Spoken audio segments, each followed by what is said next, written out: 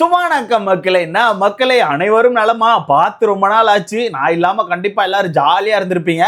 But ஒரு சில பேர் என்ன மிஸ் பண்ணாங்க ப்ரோ. அது என்னால பார்க்க முடிஞ்சு. ஒரு சில பேர் வந்து இன்ஸ்டால மெசேஜ் பண்ணியோ எதையாவது ஒரு வீடியோ போட்டு தொலையா, சும்மா என்ன படு தூங்கிட்டு இருக்கியா நீ, ஏதாவது ஒரு வீடியோ போடுன்னு சொல்லிட்டு ஏகப்பட்ட ப்ரோமோ எல்லாம் அனுப்பி பேச சொல்லிட்டு இருந்தாங்க.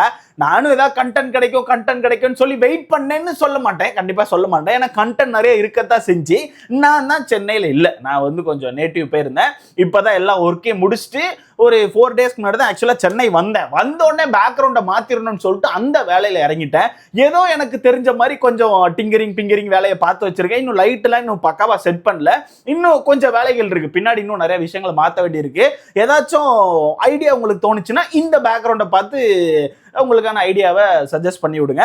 Right, okay. இந்த வீடியோ எதுக்கு அப்படிங்கறத நான் ரொம்ப தெளிவா சொல்லிடுறேன். ஏன்னா நேத்துல இருந்து பல பேர் எனக்கு இன்ஸ்டால வந்து இந்த செகண்ட் லவ் அப்படிங்கிற ஷோக்கான ப்ரோமோ அனுப்பி, ப்ரோ இது என்ன ஷோ ப்ரோ, இதை பத்தி ஏதாவது ஒன்று சொல்லு ப்ரோ, இந்த ஷோ ஏதோ வரப்போகுதுன்னு சொல்றாங்க, இந்த ஷோ எப்படி இருக்கும், இதை பத்தி கொஞ்சம் பேசு ப்ரோன்னு சொல்லி கேட்டிருந்தாங்க. அது மட்டும் இல்லாம இந்த பிக் பாஸ் காமன் மேன் அப்படின்னு சொல்லிட்டு ஒரு ஷோ கொண்டு வரதா சொல்லியிருந்தாங்க. அதுக்கான ப்ரோமோ எல்லாம் விட்டு நம்மளை வந்து அப்ளை எல்லாம் பண்ண சொல்லி பயங்கர ஹைப் ஏத்துறாங்க. பட் அதுக்கப்புறம் இந்த ஷோக்கான சத்தத்தையே காணும். அது ஏன் அப்படிங்கிற விஷயத்தையும் மொத்தமா பாத்திரலாம். ஸோ வீடியோக்குள்ள போறதுக்கு முன்னாடி எப்பவும் போலதான் இந்த வீடியோ மறக்காம லைக் பண்ணிட்டு சேனலை சப்ஸ்கிரைப் பண்ணிக்கோங்க. இதுக்கப்புறம் கண்டிப்பா நம்ம சேனல்ல தொடர்ந்து வீடியோஸ் இருக்கும். ஏதாவது ஒரு கண்டென்ட் இழுத்து போட்டு டெய்லி ஒரு அடி அடிச்சிடலாம், ஓகேவா? ஸோ அந்த வகையில ஃபர்ஸ்ட் வந்து லைக் பண்ணிக்கோங்க. சரி, ஃபர்ஸ்ட் வந்து இந்த செகண்ட் லவ் அப்படின்னு சொல்லிட்டு ஒரு ஷோ கொண்டு வராங்க. கண்டிப்பா நீங்க பார்த்திருப்பீங்க. இந்த ஷோவை பத்தி நம்ம லாஸ்ட் பிக் பாஸ்லயே பேசியிருப்போம். கண்டிப்பா உங்கள பல பேருக்கு ஞாபகம் இருக்கும். லாஸ்ட் பிக் பாஸ் முடிய போற டைம்லயே ஹாட் ஸ்டார் சைட்ல இருந்து கம்மிங் சூன் சொல்லிட்டு இந்த ஷோவை போட்டு வச்சிருந்தாங்க. அப்பவே நம்ம ரொம்ப ஹைப்பா இருந்தோம். எப்பா அடி பிக் பாஸ் முடிஞ்சதுக்கு அப்புறம் நமக்கு பேசுறதுக்கு ஒரு ஷோ இருக்குப்பா. ஏன்னா பிக் பாஸ் முடிஞ்சதுக்கு அப்புறம் கண்டென்ட் இல்லாம எதையோ ஒரு கண்டென்ட்ல கை வச்சிட்டு இருப்போம். சரி, ஓகே, இந்த மாதிரி ஷோவா இருந்தா நமக்கு பேச ஈஸியா இருக்கும்னு சொல்லிட்டு யோசிச்சுட்டு இருக்கும்போது இந்த செகண்ட் லவ் அப்படிங்கிற ஷோவை கொண்டு வந்தாங்க. ஸோ அப்பவே நான் சொல்லியிருந்தேன், இதுக்கப்புறம் நமக்கு கண்டென்ட் பயங்கரமா இருக்க போகுது. ஏன்னா அந்த ஷோவை பொறுத்தவரைக்கு ஹிந்தியில இருந்து களவாண்டு கொண்டு வந்திருக்காங்க. ஹிந்தியில வந்து ஸ்பிளிட்ஸ் வில்லான்னு சொல்லிட்டு ஒரு ஷோ உண்டு, ஓகேவா?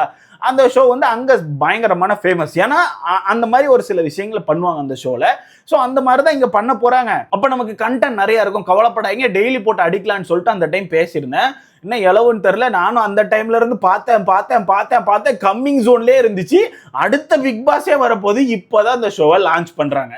இதுல பெரிய சிரிப்பு என்னன்னா, இன்னும் 2 மாசத்துல நம்ம பிக் பாஸ் 10 வந்துடும். Bigg Boss 10 9 Bigg Boss season 9 தானே முடிஞ்சு. ஆமா, பிக் பாஸ் 10 வந்துடும், ஓகேவா?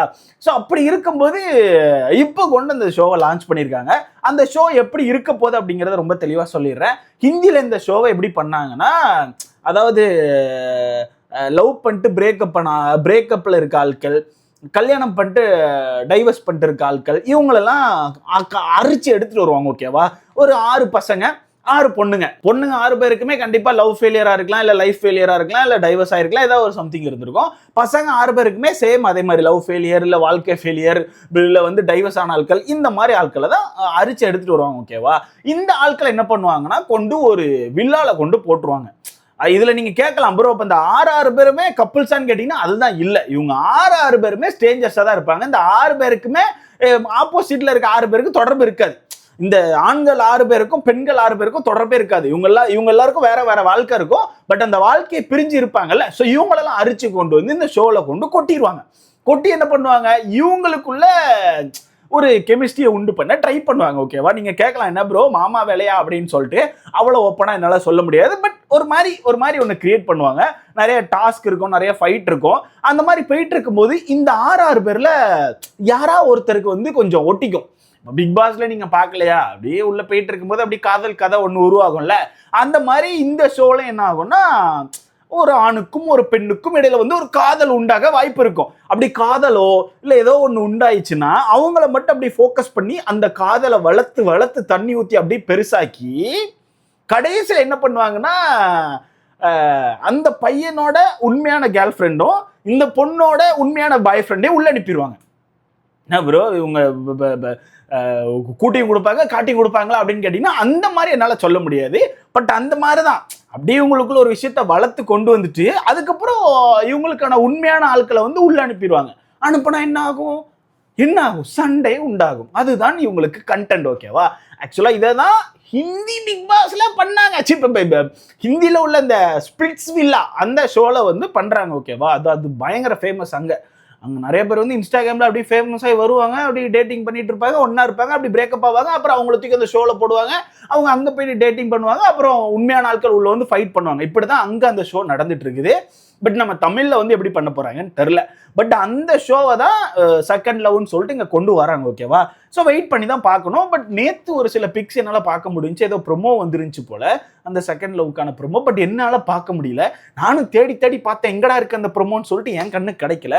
மேபி டிவியில் போட்டிருப்பாங்கன்னு நினைக்கிறேன். பட் இந்த ஷோவை பொறுத்தவரைக்கு ஒன்லி ஹாட் ஸ்டாரில் மட்டும் தான் இருக்கிறதா சொல்லியிருக்காங்க. ஸோ வெயிட் பண்ணி தான் பார்க்கணும், ஹாட் ஸ்டாரில் மட்டும்தான் வரப்போதா, இல்லை விஜய் டிவியில் வந்து ஒரு டிவி ஷோவாக கொண்டு வர போகிறாங்களா அப்படிங்கிறதெல்லாம் நம்ம வெயிட் பண்ணி பார்க்கலாம். ஸோ இதை பற்றி உங்களுக்கான கருத்து என்ன? இந்த ஷோ எப்படி இருக்கும்? நல்லா இருக்குமா, இல்லை ஒரு மாதிரி வேற மாதிரி இருக்குமா? இதை பற்றி உங்களுக்கான கருத்து என்னன்னு சொல்லிட்டு மறக்காம கமெண்ட்ல போட்டுருங்க. ஆக்சுவலாக ஜூலை 13 அந்த ஷோ ஸ்டார்ட் ஆக போகுது. டெய்லி ஒரு எபிசோட் இருக்கும்னு நினைக்கிறேன். டெய்லி அந்த ஷோ வந்து ரன் ஆக வாய்ப்பு இருக்கு. பார்க்கலாம். இந்த ஷோ வந்து ஹோஸ்ட் பண்ணுறது நம்ம ரம்யா கிருஷ்ணன் மேம், அது மட்டும் இல்லாமல் ஸ்ருத்திகா அவர்கள். இவங்க 2 பேர் தான் உள்ளே இருக்காங்க.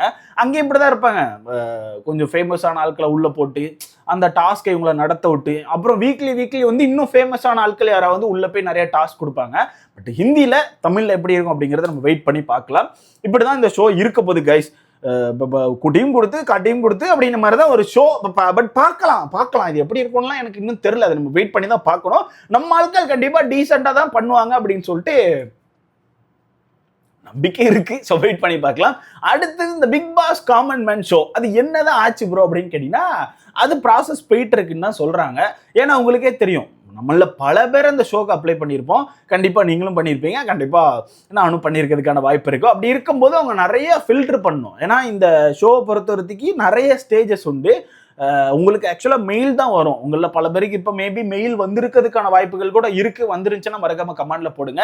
ஏன்னா நீங்கள் உங்களோட இமெயில் ஐடிஸ்லாம் கொடுத்துருப்பீங்கல்ல, நீங்கள் ஃபர்ஸ்ட் ரவுண்டுக்கு செலக்ட் ஆனால் அவங்க வந்து உங்களுக்கு மெயில் பண்ணுவாங்க. ஆக்சுவலாக நீங்கள் மெயிலில் தான் அதிகமாக ஃபோக்கஸ் பண்ணணும். உங்கள் நம்பர் எப்பவுமே ஆக்டிவாக இருக்கணும். அப்படி இருக்கும்போது உங்களை வந்து அவங்க காண்டாக்ட் பண்ணி ஃபர்ஸ்ட் ஒரு ஸ்டேஜ் இருக்கும், என்ன மாதிரி பண்ணுவீங்க அப்படிங்கிற மாதிரி நார்மலாக ஒரு சில விஷயங்களை கேட்பாங்க. அடுத்த இன்னொரு ஸ்டேஜ் இருக்கும், அது வந்து ஒரு இன்டர்வியூ மாதிரி நடக்கும்னு நினைக்கிறேன். இது ஆக்சுவலாக இதை நான் எங்கே கண்டுபிடிச்சேன்னா ஹிந்தியில தான், இதுவும் ஹிந்தியில தான் கண்டுபிடிச்சேன். அக்னி பரீட்சான்னு சொல்லி ஒரு ஷோ நடத்துவாங்கல்ல, அதில் ஒருத்தர் வந்து இது எப்படி இதாகுதுன்னு சொல்லிட்டு ஆக்சுவலாக நிறைய ஃபோட்டோஸ் போட்டிருந்தாப்புல. அப்படிதான் தமிழ் பிக் பாஸ்லையும் இருக்கும்.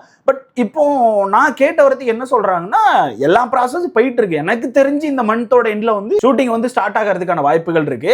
சொல்ல முடியாது, நமக்கே தெரியாம பின்னாடி கூட ஏகப்பட்ட வேலைகள் நடக்கலாம். தட் மீன்ஸ் அதாவது பின்னாடி ஷூட்டிங் கூட போயிட்டு இருக்கலாம், நமக்கு தெரியாது. பட் காமன் மேன் ஷோ வந்து வர்றது கொஞ்சம் லேட் ஆகும் அப்படிங்கிறது தான் உண்மை. ஏன்னா இந்த ஷோவை பொறுத்தவரைக்கும் பிக் பாஸ்க்கு கொஞ்ச நாளைக்கு முன்னாடி தான் இந்த எபிசோட்ஸ்லாம் விடுவாங்க. ஏன்னா ஹிந்தியில் அப்படிதான் பண்ணாங்க. வெறும் 15 எபிசோட் தான். 15 எபிசோட் முடிஞ்சு ஒரு 2-3 நாளில் ஆக்சுவல் பிக் பாஸ் வந்து தொடங்கிடும். ஓகேவா? இப்படி தான் நடத்துவாங்க. அப்படி இருக்கும்போது நமக்கு வந்து பிக் பாஸ் வந்து அக்டோபரில் தான் வரும். அதனால இப்பவே இந்த ஷோ வச்சுட்டு அந்த ஷோவை முடிச்சுட்டு அந்த வின்னரை தூக்கி தலையில தூக்கி வச்சுட்டு ஒரு மாதம் எம்டியா சுத்த முடியாது. ஸோ அதனால அந்த பிக் பாஸ்க்கு ஒரு 15 நாளை ஒரு 20 நாளைக்கு மட்டும் தான் இந்த ஷோவை நடத்துவாங்க. அந்த எபிசோட்லாம் நமக்கு வரும். ஆக்சுவலாக ஷூட் வந்து ஸ்டார்ட் ஆயிரும். அதெல்லாம் அவங்க எடுத்து எடிட் பண்ணி பக்காவா ரெடி பண்ணி வச்சு டெய்லி ஒரு எபிசோட் மாதிரி விடுறதுக்கான வாய்ப்பு இருக்கு. ஒரு 15 எபிசோட் வர வாய்ப்பு இருக்கு. ஓகேவா? மேபி நம்ம வீடியோ பார்த்துட்டு இருக்க உங்களில் கூட யாராவது ஒருத்தர் உள்ள போறதுக்கான வாய்ப்பு இருக்கு. வெயிட் பண்ணி பார்க்கலாம் என்ன மாதிரி பண்றாங்கன்னு சொல்லிட்டு. பட் இது வந்து நீங்க நினைக்கிற மாதிரி வேற லெவல் அப்படிலாம் இருக்காது.